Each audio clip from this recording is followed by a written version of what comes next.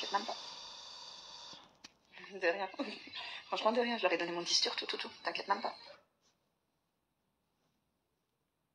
Ça se fait que t'as eu accès à mon audition. Après, je cautionne pas ce que t'as fait, t'as merdé, honnêtement, mais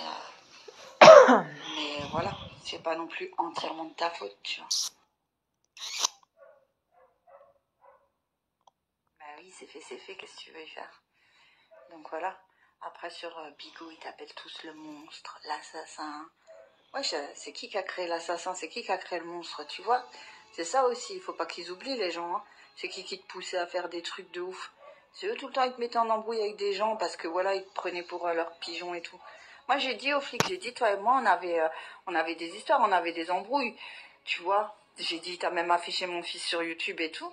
J'ai dit, mais voilà, c'est parce que t'étais piloté, parce que les gens, ils te montaient le crâne contre tout le monde, tu vois? Et c'est une réalité. Ouais, franchement, il y a toujours du sale, hein. Toujours. Alors, Ismo, il se met contre tout le monde. Sarah 06. Sarah 06, c'est ma BC. T'imagines? Je l'ai bloquée dans mon agence avec la 120K. Elle partira pas sans la 120K. Elle est bloquée à vie dans mon agence parce que j'ai envoyé une vidéo à mes admins, tu vois. Voilà. Et même si elle fait pas de target, je m'en bats les couilles. C'est juste pour avoir bloqué son compte dans mon agence. Et Patronesse, laisse tomber Patronesse. Tu sais que c'était lui en fait qui te disait sors armé. J'espère que t'as compris que c'était lui, hein.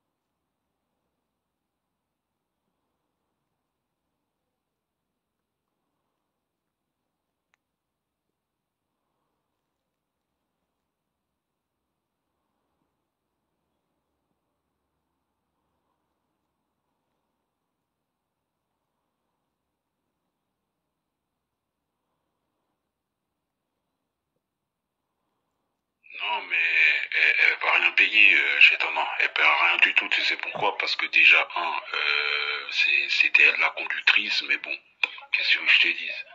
C'est elle la conductrice, il n'y a pas eu de coup, elle m'a pas foncé dedans, je l'ai pas tapé, je l'ai pas touché, je l'ai même pas calculé la meuf. Elle était en train de crier, je la calculais même pas, tu vois, je l'ai même pas calculé. Après, une fois qu'elle est sortie de la voiture, elle m'a dit qu'elle arrête, t'as vu, voilà, j'ai arrêté, t'as vu, après je suis barré. Mais bon, en tout cas, il n'y a pas eu 15 coups de couteau, hein. Il y en a eu 4. Exactement, en tout, il y en a eu 4. Et pas au niveau, il y en a eu deux en haut, non, 3 en haut et un en bas. Il n'y a pas eu de coup de couteau au niveau du cœur, il n'y a pas eu de coup de couteau au niveau de la gorge, tu vois, c'est au niveau du ventre. Ouais, je pense qu'ils s'en foutent, je pense qu'ils s'en foutent un peu, t'as vu, ils veulent des trucs contre ma gueule, t'as vu, pour m'incriminer et tout ça. Ouais, par contre, t'as vu notre conversation qu'on a eue la dernière fois, le soir où c'est arrivé, voilà, t'as vu sur ça. Ah ouais, ça m'a mis dans la merde, mais bon, qu'est-ce que tu veux? Moi, je leur ai dit après, elle me dit, ouais, mais vous êtes vanté en privé avec votre ami, là, chez Tana, sur Snap, ils m'ont sorti toutes les conversations qu'on a eues, toi et moi. T'as vu? Mais j'ai dit, ouais, mais sur le coup, j'étais énervé. J'avais la haine, j'avais le démon. Moi, j'ai été franc avec eux, j'étais énervé. J'avais la mâchoire en vrac. C'était pas la première fois qu'ils me faisaient ce coup-là. Et voilà, j'avais le démon, j'avais la haine. Me faire taper, me faire tabasser gratuitement, sachant que je n'ai rien fait de mal. J'ai jamais manqué de respect, c'était mon ami. J'ai jamais manqué de respect. J'ai dit, il a voulu me victimiser. Il m'a pris pour une victime, c'est tout. Et moi, je suis défendu. Peut-être je suis défendu hardcore. Je suis trop défendu parce que j'avais la haine, j'avais la haine. Au début, j'étais tranquille, j'étais pépère dans mon coin. Le mec, il vient, il me tape gratuitement. Il veut m'humilier. Moi, j'ai dit, j'ai pris ça pour une humiliation. Le mec, il veut m'humilier en bas de chez ma mère. Je serais pas sorti, ça aurait filmé en bas de chez ma mère, je serais fait passer pour une salope. Ou il aurait été capable même euh, de taper à la porte à ma mère, rentrer dans la résidence. Mais j'aurais pété un plomb. J'aurais pété un plomb. Quoi qu'il arrive, j'aurais pété un plomb parce que c'est des trucs que je ne supporte pas.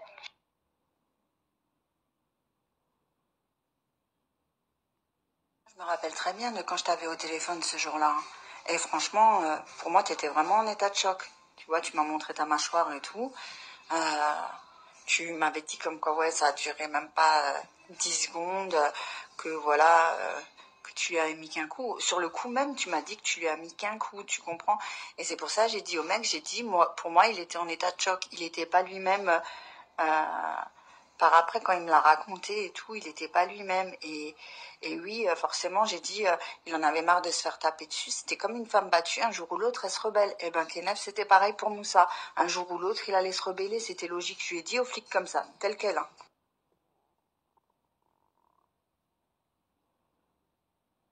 Moi, mon téléphone, il a cassé et je t'assure que j'avais enregistré l'appel de groupe quand Banlieue, il cherchait l'arme. Tu sais, quand il m'avait dit demande à Moudjahidine s'il peut trouver des armes et tout. Euh, ça j'ai dit au flic, j'ai dit mais c'est dans mon téléphone qui est cassé, faudrait que je le répare. Et de là, j'ai dit j'ai l'enregistrement. Quand il lui dit ouais, quand il te dit à toi, ouais, faut que tu le tues, tu vois.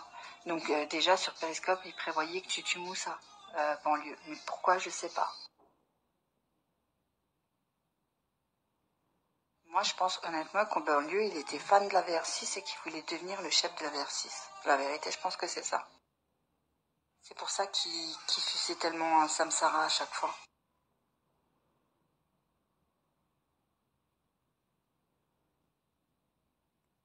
Mais moi aussi, je l'ai dit aux flics, comme quoi Moussa, il t'avait déjà tapé, tu vois. Et qu'en plus de ça, à chaque fois Spartiate, quand il te cherchait, ou Samsara, quand il te cherchait, il disait comme quoi, ouais, je vais appeler papa Moussa, il va te couper Internet, il va te couper la Wi-Fi et des trucs comme ça. Tout ça, je l'ai dit, t'inquiète même pas, tu vois. Et tu vois, en fait, tout ce qu'on dit, ça coordonne tous ensemble. C'est ça le pire, tu vois. À part juste ici qui doit sûrement dire, non, Kenef, c'est le monstre, j'ai couché avec le monstre, tu vois, le truc, le délire, genre, tu lui aurais fait la misère et tout. Moi, j'ai dit, elle qui a commencé, c'est pas toi, hein. Même vos histoires de couple, j'ai dit, moi, je suis venue un peu après, du coup, je m'intéressais pas. Mais par après, quand moi j'ai vu, c'était toujours elle qui commençait, hein, la vérité. Mais moi aussi, je l'ai dit aux flics, comme quoi Moussa, il t'avait déjà tapé, tu vois. Et qu'en plus de ça, à chaque fois Spartiate, celle-là, c'est vraiment que tout le monde est jaloux d'elle, tout le monde la veut, mort de rire, c'est bon. Comme Sarah, là, laisse tomber, elle est dégueulasse. Alors tu sais que 2 jours après la mort de Moussa, en fait, elle était en live privé et après elle se fait bugger pour que le live privé il compte en tant que heure validée, tu vois, sur Bigo. Et en fait, elle parlait des targets, elle parlait genre ouais et tout, elle rigolait et tout. Genre vraiment du foutage de gueule. Elle parlait de Moussa. Bah, une fois, elle a dit ouais, Allah Ramoud ou paix à son âme ou quelque chose comme ça, tu vois. Elle a dit une fois en ayant cité au moins 20 fois son blaze. Ouais, mais je leur ai dit. Moi, je leur ai dit, mais moi, c'était sur le coup. Moi, dans ma tête, je me disais qu'il était à l'hôpital. J'avais le démon. J'ai dit pour vous dire, j'ai même fait une visio avec Chetana. Elle a vu ma bouche. Elle a vu ma bouche quand même. J'ai pas eu honte de me dire que voilà, que je m'étais fait péter la mâchoire, quoi. Je suis pas caché. Il me dit, ouais, chez Banlieue Star aussi, vous vouliez monter en appel sur le live à Banlieue Star. J'ai dit, ouais, mais j'étais énervé. J'étais énervé. Et je voulais montrer quand même, oh, pour un truc que j'ai rien fait, je n'ai jamais manqué de respect. Le mec il vient, il me casse la mâchoire normale, il me victimise comme si j'étais un petit, comme si j'étais sa petite victime, comme si j'étais un punching ball. Non, non, je suis un punching ball de personne.